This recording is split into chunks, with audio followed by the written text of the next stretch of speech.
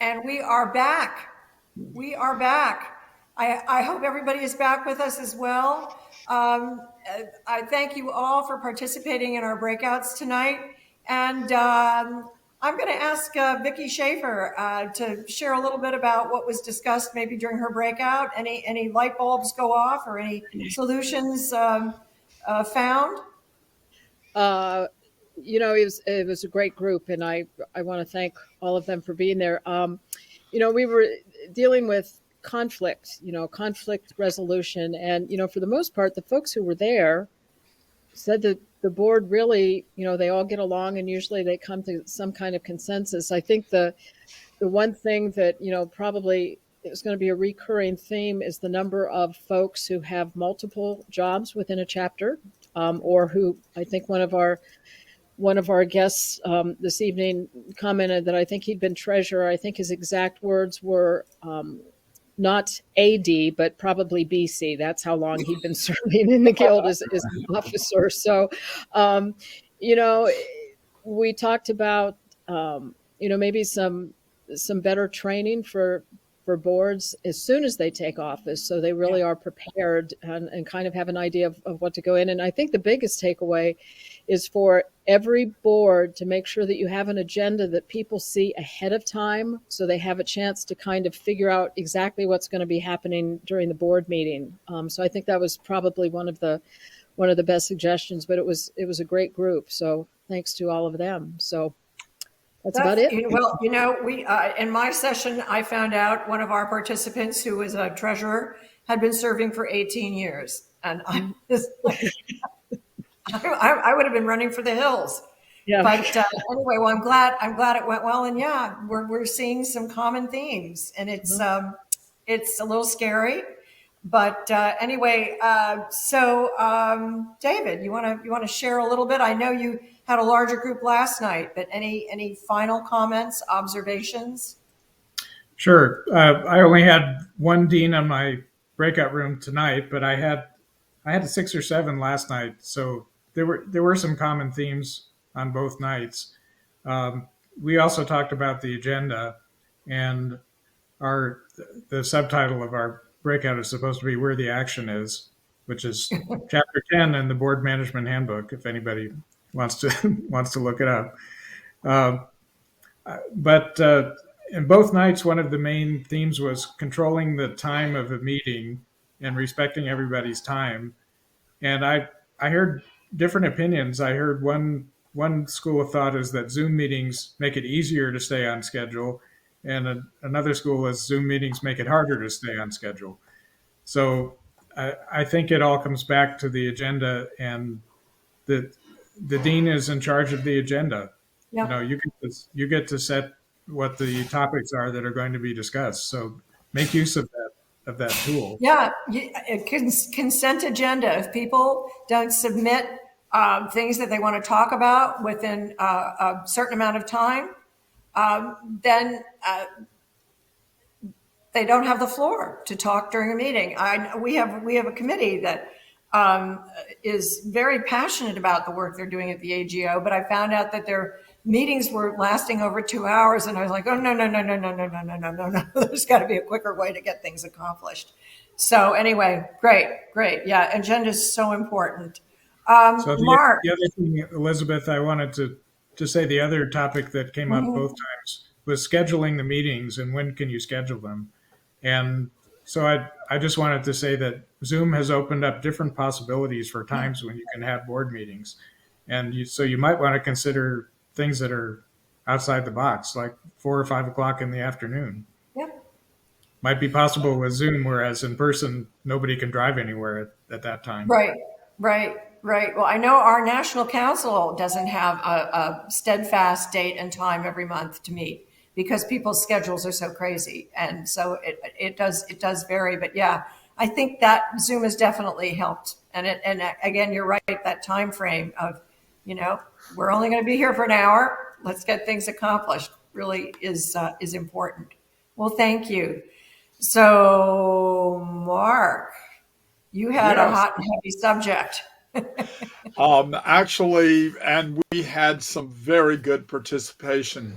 Tonight we only had 2, but yesterday we had 7, and the conversation went along the same lines. One of the first questions that people had for me is, what do you do when someone wants to commandeer a chapter meeting, a board meeting, and just monopolize it?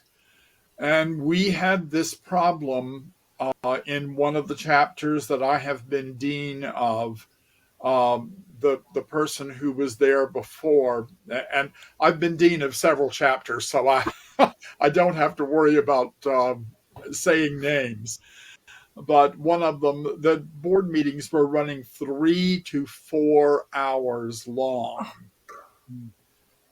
And we were talking about everything from babysitting and problems with our pets to trying to get a little bit of AGO business done. So I made it very clear before I accepted the deanship that I was not going to run meetings that way. And I started with a printed agenda, just like other people have found. The printed agenda, and being careful to order the agenda in such a way that if you know something is going to be a hot topic, you keep it later in the agenda so that we will come to the close of the meeting and people will not be quite so verbose with that. So we talked about that. We talked about long-term members who feel that they can commandeer the direction that younger members are taking chapters in. That came up last night as well as tonight, and we talked about everything from having to really pull out the chapter leadership handbook and even occasionally getting involved the national officers, as we know has recently happened in a couple of situations. But it was a very good discussion. We talked about one elderly gentleman who is pulling people away from his AGO and forming a separate chapter and how you deal with that. And I've seen that happen before as well. And the way you deal with it is by not trying to be combative to this person, but spend your time and energy talking to some of the people that are moving away and see how they feel and perhaps offer them opportunities to serve on committees or something that they would have a say. And that I believe has worked in the past. I know it has for me. And That's I a think great idea. for this tonight as well. Wow. So I know you lots of had hot a heavy topics, session. but we've been there and done that. So You had a difficult session, but I knew you were the man for it. So I thank you so much for it. And on the other end, as you said, in getting those people that to make sure that you want them to have a place within the chapter if they were thinking of leaving. We have someone who is the inclusivity expert here in Rodney Girvin. So Rodney, you want to share a little bit, even from last night or tonight or anything that Yeah. Tonight I took a little bit of a different approach. Same topic, but little different approach. The group was great, a lot of good questions, but we explored ways to make our chapters more inclusive. And what does that mean? It means where all your chapter members feel a real sense of belonging, a sense of purpose, a sense of community, regardless of where they went to school, if they went to school, regardless of where they play, if they even play at all. Regardless of what kind of organ they play on. The only requirement that to be part of the AGO is to love the organ. And so we focused on how we could be sensitive to the different experiences all our members have and how we can find ways to incorporate them into the guild where, again, they feel a sense of ownership and a sense of purpose. I talked about some do's and don'ts when you were navigating those kind of sensitive areas, some things. And I talked a little bit about my own experience, because this all comes from my own experience, having, only come to the Oregon in 2016, and how the guild really groomed me and brought me up, from not playing at all to now being dean, all in a span of 7 years. And so it's been a wonderful, wonderful organization for me. But I fall into that category where had it not been for those people bringing me in, and I kind of shared how that happened. It was very serendipitous. But had it not been for them, I probably would have been intimidated about joining, or certainly putting myself out there. So I just wanted to kind of point out that I think those feelings are real, and that we need to position ourselves and project our image as though we are an organization which is very accepting, and we have a wide multitude of resources to offer, from the very beginner all the way up to the top, performers. And Absolutely. we talked about how, and I told the group that, the number one takeaway from this, if I was just blabbing on for an hour and you take nothing else, walk away feeling that building community, that is the answer. And in fact, I was kind of thankful, Elizabeth, as well, that that you assigned this to me and not some of these other meetings, because boy, those sound like hard topics. But one of the ways we've kind of navigated some of those issues in our board meetings is, again, it comes down to community. We meet at 6 p.m. for dinner, and our meeting starts at 7, but we all get together and we just talk. We just be friends. And yes, we meet at a church where wine is allowed, so we drink wine and we have a good time. Board meetings are, they're work, and it's important work that we do, but we have a lot of fun when we're there. So we talked about programming and how you want to program your events to appeal to the widest parts of your membership. So having events for youth, having events which feature concert artists, having events which nurture areas that need growth. For example, we offered a conducting workshop in the fall for organists to try to get them comfortable in that skill, at least to the point where they could fill in if their director is gone a Sunday. We're having a hymn playing workshop for youth in 3 weeks. We featured our local composers last week. So, just really spreading, lots of different types of events out, because the more variety you have, the more opportunity someone will look and bite and come to one of your events. And then talking about how you have to just shamelessly market yourself at those events. And I make a point to always have social time at a nearby restaurant where we can have drinks and dinner afterwards. I always invite the audience. I'll go down and greet each of them personally and say, hey, why don't you come join us? And most times they don't, frankly. But at our event last weekend, we had about half of the total audience come to the event, the social event afterwards, and we had to pull in extra tables, and it was awesome. Like, that's the problem you want to have, right? But we had a fantastic time. And then I took them through our new website that we made, because we want it. Our old website did not reflect who we are as a chapter at all. It was outdated. It didn't talk about all these things I'm talking about. That's your one chance to make an impression online where everybody seeks you.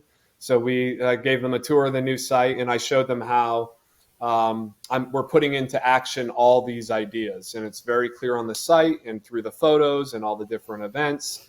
And so anybody who goes there will have a nice, warm, fuzzy feeling about coming and joining us. And we talked about social media too, following up. Don't just put your event up there.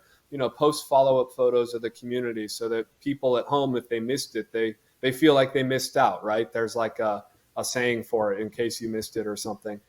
We want them to feel like they missed out, and hopefully they come to the next event.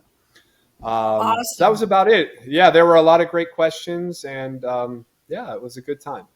Oh, Rodney, I'm sorry I couldn't be in that breakout, but I have experienced your amazing ability to engage people when I attended your 100th anniversary. It was a wonderful evening, and by the looks of the people that were sitting there, your members, they felt at home. They felt happy. They felt respected and valued. And at the end of the day, that's what we all want to feel. Thank you so much for Exactly. sharing. Okay, JW, you said you had something really fun to share. Yeah, we had a small group tonight, but amazing stories. And I just have to give a shout out to the Springfield, Massachusetts chapter because they had an event last fall, I believe it was, and they actually engaged their local NPR station as a partner for the event and ran a small package of public service announcements about their concert. But wait till you hear this. They had 175 people at the concert, but about 160 of them were new faces. They were visitors. They weren't chapter members, and that's pretty darn amazing. And as a result of talking about that, we talked about ways to create interest in other events that chapters do, and to reach out to the local TV stations and the newspapers because these media outlets have struggled, but they're not gone by any means. And of course, we also talked a little bit about social media, but I think the big takeaway from the conversation tonight was that be prepared because when you do have a success like Springfield did, and you bring in a lot of prospective friends. I mean, these may necessarily be members, but they're probably people that might be interested in your next program. And so we discussed ways to capture their information and keep in touch with them and let them know and engage them without scaring them. Because, we're all scared about, oh, what am I signing up for? Am I going to get 5 million emails and spams and texts? But it really led to a great conversation about how we take that concert experience and extend it beyond and engage them over the long haul. So it was a great conversation. Thanks to Diane from Springfield for sharing that tonight, and to everyone that participated last night and tonight.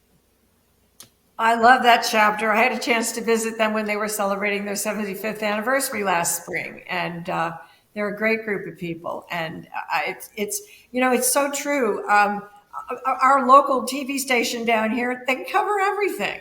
I mean, if they're going to cover a dog show, you can certainly have them come and cover a special event. Really, they love it. And as you said, make them the honorary chair or the guest host.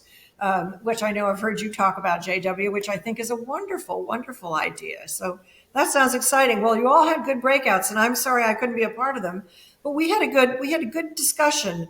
And we had someone in our group who has been treasurer for 18 years.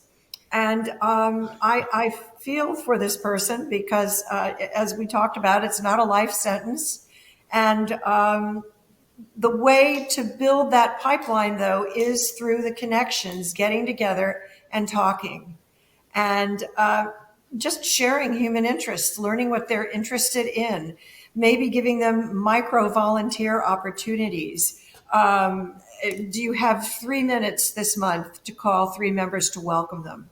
Can you serve as a chapter ambassador? Can you call someone who you haven't seen for a while at a program and say, hey, not sure if you're driving anymore at nighttime, but I'd be happy to pick you up.